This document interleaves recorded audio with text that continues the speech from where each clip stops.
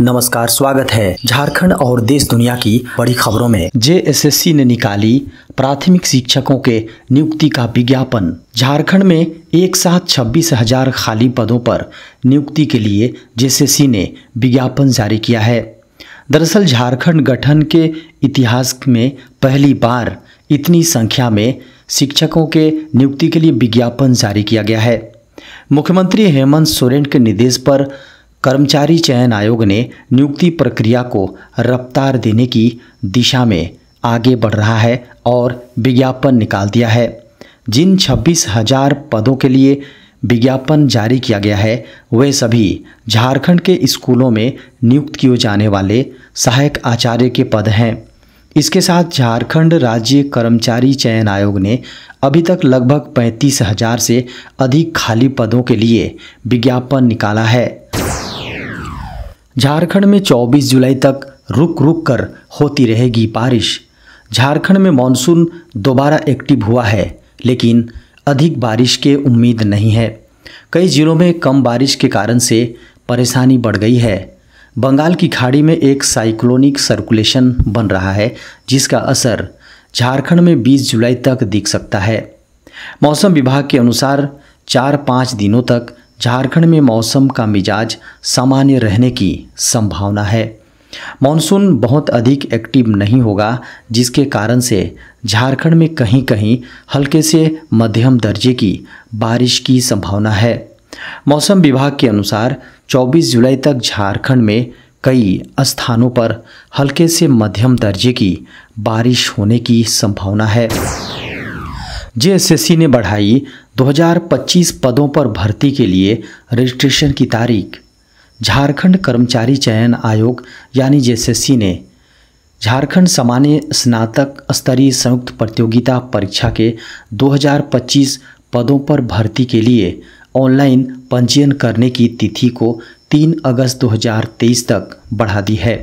इससे पहले इन पदों के लिए आवेदन करने की आखिरी तारीख 19 जुलाई 2023 थी। आवेदन करने के इच्छुक उम्मीदवार झारखंड कर्मचारी चयन आयोग की भर्ती 2023 से संबंधित शैक्षणिक योग्यता, पात्रता मापदंड, चयन प्रक्रिया और विभागीय विज्ञापन समेत जेएसएससी से जुड़ी महत्वपूर्ण जानकारी झारखंड कर्मचारी चयन आयोग की ऑफिशियल वेबसाइट से पा सकते हैं। खबरों को माने तो झारखंड सामान्य योग्यताधारी स्नातक स्तरीय संयुक्त प्रतियोगिता परीक्षा 2023 के लिए 20 जून से 19 जुलाई की मध्य रात्रि यानी रात 12 बजे तक ऑनलाइन आवेदन करने की अनुमति थी, लेकिन जारी नए नोटिफिकेशन के अनुसार दिए गए तारीखों में ऑनलाइन आवेदन करने के दौरान आ रही तकनीकी समस्याओं को ध्यान में रखते हुए आवेदन करने की तारीख बढ़ा दी गई है। गिरिडीह जिले को मुख्यमंत्री हेमंत सोरेन ने दी करोड़ों की सौगात। झारखंड के गिरिडीह जिले को मुख्यमंत्री हेमंत सोरेन ने करोड़ों की सौगात दी है। उन्होंने गिरिडीह के डुमरी प्रखंड में जन कल्याणकारी योजनाओं का शिलान्यास, उद्घाटन और परिसंपत्ति का वितरण किया। इस मौके पर उन्होंने लोगों को संबोधित किया। मुख्यमंत्री ने कहा कि आज पुनः आदरणीय स्वर्गीय जगन्नाथ महतो जी की कर्मस्थली डुमरी प्रखंड आने का मौका मिला, जहां करोड़ों रुपयों की योजनाओं का शिलान्यास, उद्घाटन, हजारों लोगों के बीच परिसंपत्ति वितरण करने का सौभाग्य मिला। उन्होंने कहा कि कोरोना में झारखंड वासियों की सेवा करते करते हमने हमारे 2 मंत्रियों को खो दिया था। पहले आदरणीय हाजी साहब का निधन हुआ, फिर आदरणीय जगन्नाथ महतो जी का बीमार होने के बावजूद टाइगर जगन्नाथ दा लोगों की सेवा करते रहे। 28 जुलाई को आएगी पीएम किसान की 14वीं किस्त। प्रधानमंत्री किसान सम्मान निधि की 14वीं किस्त कब जारी होगी, इसकी तारीख सामने आ चुकी है। 28 जुलाई को किसानों के अकाउंट में किस्त के 2,000 रुपये स्थानांतरित किए जाएंगे। प्रधानमंत्री नरेंद्र मोदी राजस्थान के नागौर जिले में डीबीटी के माध्यम से लगभग 8.5 करोड़ किसानों के खाते में पैसा ट्रांसफ़र करेंगे। गौरतलब है कि लाभार्थी मॉनसून सीजन में किस्त का बेसब्री से इंतज़ार कर रहे थे, लेकिन इसका लाभ लेने से ये किसान वंचित रह सकते हैं। अगर आप भी किस्त का पैसा खाते में आने में कोई दिक्कत का सामना नहीं करना चाहते हैं तो फ़ौरन पीएम किसान की ऑफिशियल वेबसाइट पर जाकर अपने आवेदन का स्टेटस देख सकेंगे। अगर आपने रजिस्ट्रेशन के समय कोई गलती की है तो किस्त का पैसा अटक सकता है, इसलिए अपना स्टेटस जांच लें और अगर इसमें कोई गलती है तो इसे फ़ौरन सुधारें। झारखंड के विद्यालयों में 2025 तक बदल जाएंगी किताबें। झारखंड के सरकारी विद्यालयों में 2025 से नई शिक्षा नीति यानी एनईपी के अनुरूप कक्षाएं संचालित होंगी। इसमें इसी अनुसार पाठ्य पुस्तकें भी बदल जाएंगी। केंद्र सरकार अगस्त तक नेशनल फ्रेमवर्क जारी करेगी, जिसके बाद राज्य सरकार को भी इसी के अनुसार पाठ्यक्रम तैयार करना होगा। खबरों को माने तो झारखंड को 2024 तक नए सिलेबस के अनुसार पाठ्यक्रम तैयार करना होगा, जिसे 2025 में अप्रैल से शुरू होने वाले नए शैक्षणिक सत्र से लागू किया जा सकेगा। नई शिक्षा नीति में 12वीं कक्षा तक की शिक्षा को स्कूली शिक्षा में शामिल किया गया है, लेकिन इसे अलग अलग बांटा गया है। दुनिया भर में बज रहा यूपीआई का डंका, फ्रांस के बाद अब दुबई में भी कर सकेंगे यूपीआई का इस्तेमाल। फ्रांस के बाद अब भारतीय यूपीआई का इस्तेमाल यूएई में भी किया जा सकेगा। पिछले 2 दिनों में 2 देशों में यूपीआई उपयोग की मंजूरी एक बड़ी सफलता रही है। यूरोपीय संघ के बाद अब दुबई के दरवाजे भी यूपीआई के लिए खुल गए हैं। इसके लिए प्रधानमंत्री मोदी और यूएई के राष्ट्रपति शेख मोहम्मद के बीच एमओयू पर हस्ताक्षर हुए हैं, जिसके बाद अब दुबई में भी यूपीआई कॉइन का इस्तेमाल किया जा सकेगा। भारत और संयुक्त अरब अमीरात भारतीय रुपये में व्यापारिक लेन देन शुरू करने और तत्काल प्रभाव से दुबई में भुगतान के उपयोग के लिए यूपीआई को दुबई के डिजिटल भुगतान मोड आईपीपी से जोड़ने पर सहमत हुए हैं। प्रधानमंत्री के यूएई पहुंचने पर 2 सौदों को अंतिम रूप दिया गया। पहला यूपीआई के इस्तेमाल के लिए मंजूरी और दूसरा स्थानीय मुद्रा में लेन देन करना, जिसके बाद आरबीआई ने आधिकारिक बयान जारी कर इसकी जानकारी दी है।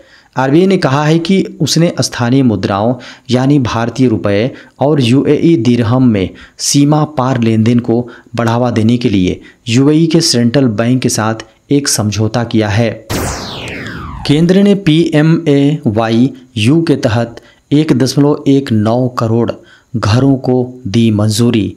केंद्रीय मंत्री हरदीप सिंह पुरी ने मंगलवार को कहा कि केंद्र सरकार ने प्रधानमंत्री आवास योजना शहरी यानी PMAY शहरी के तहत 1.19 करोड़ घरों को मंजूरी दी है, जिनमें से 75 लाख घर लाभार्थियों को दिए जा चुके हैं।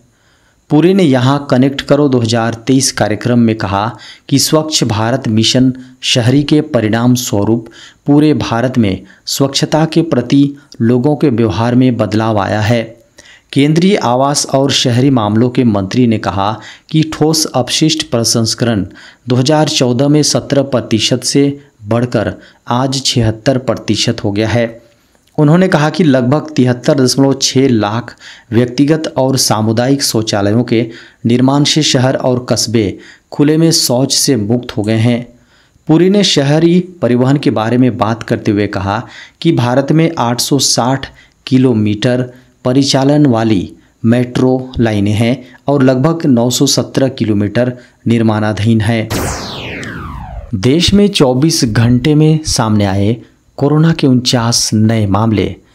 भारत में वैश्विक महामारी कोरोना के मामले पिछले कुछ दिनों से लगातार कमी देखने को मिल रही है।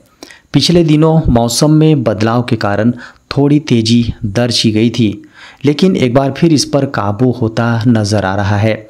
हालांकि पिछले कई दिनों से देश में कोरोना के दैनिक मामलों में थोड़ी तेजी दर्ज की गई है। स्वास्थ्य मंत्रालय की ओर से 19 जुलाई को सुबह जारी आंकड़ों के अनुसार बीते 24 घंटे में देश में कोरोना संक्रमण के 49 नए मामले सामने आए।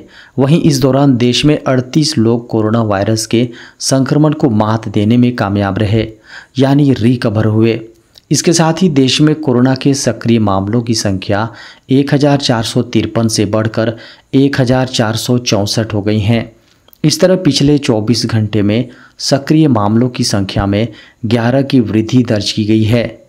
इसके साथ ही देश में कुल कोरोना संक्रमितों की संख्या बढ़कर 4,49,95,004 हो गई हैं, जबकि रिकवर होने वाले लोगों का आंकड़ा बढ़कर 4,44,61,625 हो गया है। वहीं देश में अब तक कुल 5,31,915 लोग कोरोना वायरस संक्रमण के कारण से दम तोड़ चुके हैं।